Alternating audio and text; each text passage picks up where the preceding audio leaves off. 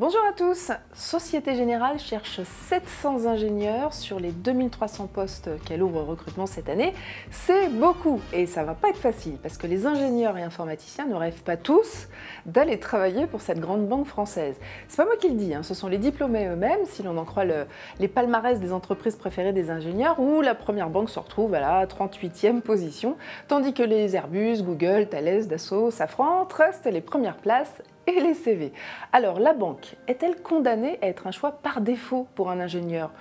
Ou au contraire, est-elle le choix malin d'ingénieurs attirés par des grands chantiers qui pourraient bien leur permettre de muscler leur CV?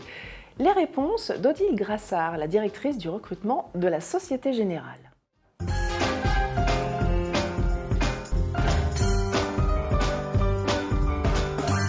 Bonjour Odile Grassard. Eh bien bonjour. Soyez la bienvenue. Alors parmi les 700 ingénieurs que vous recherchez cette année, il y a d'abord des profils d'informaticiens. Ça représente combien de personnes à peu près cette année? Un peu plus de 500 informaticiens qu'on recrutera pour l'ensemble de nos 3 directions de l'informatique. La direction de l'informatique de la banque de détail, la direction de l'informatique de la finance et des marchés, et puis la direction de l'informatique du groupe. Quels sont les grands projets passionnants sur lesquels vous allez faire travailler ces informaticiens?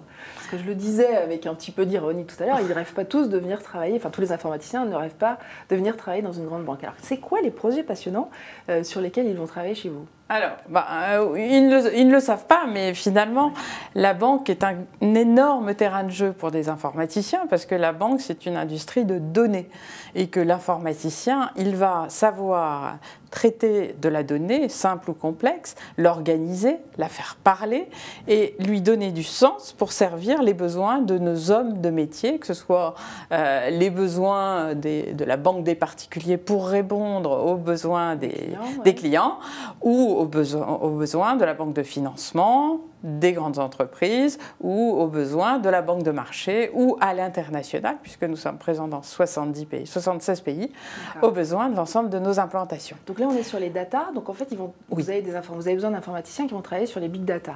Oh, pas que sur les big data, qui vont faire de la modélisation, qui vont monter des modèles qui nous permettent d'approcher les risques de la banque. Alors, je voudrais comprendre. En quoi ça peut être intéressant de travailler sur des data? En dehors des compétences techniques que ça peut apporter à l'informaticien, comment ça fait avancer la banque, la société même en général? Bon, je vais prendre plusieurs exemples. Si on prend le client particulier, il souhaite pouvoir avoir accès à son compte, faire des transactions très rapidement et très simplement. À distance même. À distance, bien évidemment. Il souhaite aussi que la banque le connaisse et viennent vers lui quand c'est opportun. Mais il ne souhaite pas être dérangé à tout moment. Il ne souhaite pas recevoir des courriers à tout moment sur tous les sujets et nouvelles offres de la banque. On me propose d'acheter une voiture alors que de toute façon je viens d'en acheter une, par exemple. Par exemple, le banquier qui a bien exploité les données clients et qui connaît son client et ses fonctionnements, ses comportements, donc qui a l'équipe qui va savoir analyser tous ces comportements clients, va savoir adresser de façon pertinente des messages à son client au bon moment et par le bon canal. Et tout ça, ça repose sur une modélisation des comportements clients et sur une bonne analyse de ce qu'ils font par ailleurs, de leur consommation ou autres attitudes. Ça, c'est pour le particulier. Sur la banque de financement et d'investissement, on a des grandes entreprises qui nous présentent leurs projets d'investissement et qui nous demandent conseil sur les investissements qu'ils vont faire. Pour cela, on va s'appuyer sur des modèles d'appréciation du risque, ces modèles étant alimentés par des données qu'on va chercher dans nos propres bases, mais aussi à l'externe. Vous cherchez aussi des gens pour travailler sur des applications, c'est ça? Oui, absolument. Des applis. Alors j'ai vu que vous en aviez eu une à destination des clients, donc, qui a été faite en interne, c'est ce que j'ai appris. Mais est-ce qu'il y a d'autres projets qui sont en cours justement en termes d'applications accessibles depuis les mobiles? Est-ce qu'il y a d'autres choses sur lesquelles vous allez devoir recruter justement des informaticiens? Alors, l'appli que vous avez citée, qui est effectivement une référence sur le marché, s'enrichit chaque jour et s'enrichit d'ailleurs à l'appui et aux côtés des clients qui nous remontent évidemment leurs attentes. Donc, il y a tous les jours et encore aujourd'hui des informaticiens qui travaillent sur cette appli et qui l'améliorent. Et l'avenir, c'est évidemment le smartphone. Et donc, il y a pas mal de projets autour de tout ce qu'on développera sur le smartphone demain pour nos clients. D'accord. Et pour pallier, par exemple, ce que vous disiez tout à l'heure, plutôt pour répondre aux besoins des clients qui veulent solliciter leur banque à distance, et puis aussi parce que la SOG a annoncé 20% de fermeture de ses agences d'ici 2020, donc il y aura de moins en moins d'agences physiques. Donc j'imagine, moi je me suis dit, il y aura forcément, ça va être compensé par quoi? Par du virtuel. Mais de toute façon, ce qu'on observe, c'est que les clients, depuis qu'il y a le transactionnel à distance est possible, les clients viennent moins en agence, et lorsqu'ils viennent en agence, c'est pour avoir des conseils et de l'expertise. Donc évidemment, tous les feux sont portés sur tous les développements de transactionnel à distance et la facilitation d'accès à leur compte à distance. Voilà, donc ça ne fera que s'enrichir, et tout ce qui sort de la zone juste pure de conseil et d'expertise sera développé à distance. D'accord. Les informaticiens que vous voulez recruter, les fameux 700, et notamment les informaticiens, ils sont 500, c'est ça que vous m'aviez dit. Eux, on le sait, ils préfèrent aller travailler dans des univers à la Google, dans des univers où on fait du développement très rapidement, il y a du temps pour l'innovation, il y a même la cantine gratuite, ça, il ne faut pas trop en demander. Est-ce que vous, à la Société Générale, vous proposez ce type d'environnement, d'une manière ou d'une autre, Oui, même si absolument. vous n'êtes pas Google? On a pas mal d'expériences. Alors, je citerai notamment une expérimentation depuis 2 ans au sein d'un espace dédié qui s'appelle le Creative 11, parce qu'il est au 11e étage de la tour, qui est un espace inspiré des pratiques des startups, des Google et autres Facebook. C'est un lab en quelque sorte. C'est une sorte de lab où des projets sont menés dans un mode coopératif, c'est-à-dire qu'on a les experts du métier, des experts techniques, des experts informatiques qui vont se réunir autour d'une table, on appelle ça la pizza team, c'est-à-dire on a les différentes composantes qui vont alimenter et co-construire le projet. Nombreux sont ceux qui souhaitent y aller, mais je peux vous dire également, les collaborateurs qui sont passés là sont extrêmement demandés par les autres directions, parce que voilà, ils ont appris un mode de coopération extrêmement. Des technologies de pointe sont utilisées là, et on a un espace avec aussi bien le moyen de faire un espace de convivialité, des one-to-one, au contraire des tech events où on ramène du savoir-faire, des meet-up auxquels on est allé en externe. Voilà, il y a un partage de savoir, c'est un bouillonnement. Voilà. Façon start-up en fait. Façon start-up, exactement. Vous avez un flipper, vous avez un baby-foot, et voilà, on pourrait s'y croire. Le cliché sur les startups, toujours, mais bon. Un petit peu. Le digital, à la Société Générale, je crois qu'il se manifeste aussi parce que vous êtes en train de construire un immeuble dédié au digital, c'est ça? Alors, c'est plus qu'un immeuble, c'est 5 immeubles, et c'est en fait un espace qui va s'appeler Les Dunes, qui sera à Val-de-Fontenay. Mais les dunes, ça évoque la mer?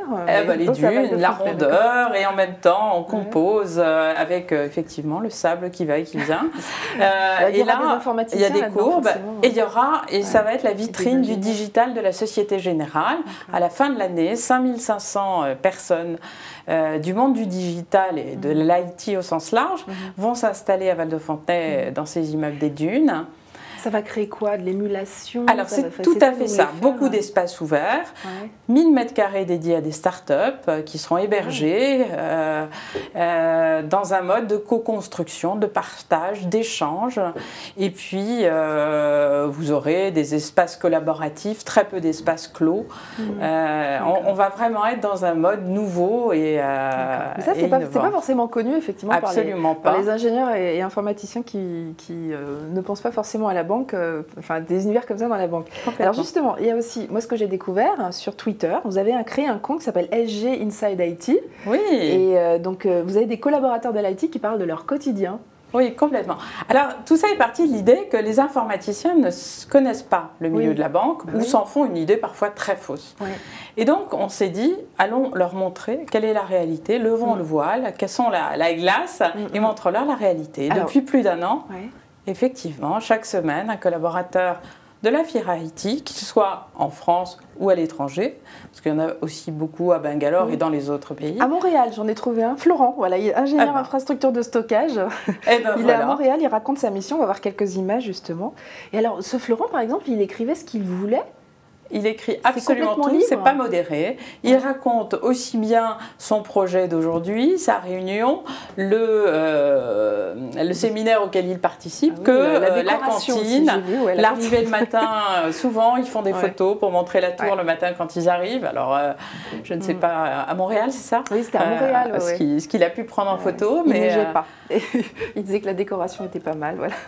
Mais c'est très vivant et puis ça désacralise du coup et ça montre combien nos univers sont très ouverts et combien... Alors, ô combien ouvert, à tel point que je me suis posé la question quand même de savoir si c'était pas un peu dangereux pour la sécurité. Parce que vous qui êtes obsédé par la sécurité informatique, là on voit des écrans, alors bon moi je suis pas... Oui mais de là aller décrypter les codages sur un écran... Vous l'avez pesé ça quand même, vous avez pesé. Absolument. Et malgré tout ça, ils ont le droit de poster ce qu'ils veulent, mais ils s'auto-modèrent peut-être, non? On a quand même un modérateur, c'est suivi globalement, mais je crois savoir qu'il y a très peu de... Et alors en termes de recrutement, ça marche, ce genre de choses? Est-ce que vous avez des candidats qui sont venus par ce biais-là? Alors le recrutement, c'est pas aussi systématique et rapide. En fait, ce qu'on a compris, et c'est pareil quand on fait de l'approche directe sur les réseaux sociaux pour aller recruter, il faut construire un dialogue. Il faut, ça se construit dans la durée. Le type ne va pas immédiatement se dire « Oh, c'est incroyable, j'ai vu sur Twitter 140 signes d'un type qui a l'air heureux à la générale. » Je postule. Ce serait trop beau et à la limite pas très sérieux. S'allumer la puce à l'oreille. Éventuellement déposer un CV sur votre site, répondre à des annonces, etc. Exactement. De la même façon, on va sur des sites affinitaires qui sont très utilisés par des informaticiens, par exemple par les développeurs Stack Overflow. Ils y vont pour trouver les moyens de débugger leur ligne de code. Mais nous, qu'est-ce qu'on fait? On leur pousse des messages, Société Générale recrute des développeurs. Et on se dit qu'au bout du compte, finalement, et on sait qu'on en recrute comme ça. Voilà. C'est opportuniste, mais ça peut marcher. On fait le coucou. C'est normal. Quand je vous dis qu'on veut faire savoir auprès des informaticiens qu'on a des jobs intéressants, passionnants pour eux, la passion ressort des messages qui sont sur Twitter, SG Inside IT. Enfin, j'en ai regardé assez souvent. On sent qu'ils sont fiers de ce qu'ils font, fiers d'en parler. Et envie de partager avec effectivement. Donc on se dit que ça peut être le déclencheur. Vous avez testé en tous les cas. Vous avez un service de sélection qui est composé de combien de personnes? Alors on a 35 personnes. Ah oui, c'est beaucoup. D'accord. Et vous utilisez des algorithmes ou vous faites tout manuellement pour l'instant? Alors, entre les deux, on a des systèmes experts de matching qui nous permettent de faire une sélection déjà entre des mots-clés. Première sélection. Et on est en train de tester les technologies du big data qui vont nous permettre d'aller chercher des profils qu'on définit et qui n'auraient...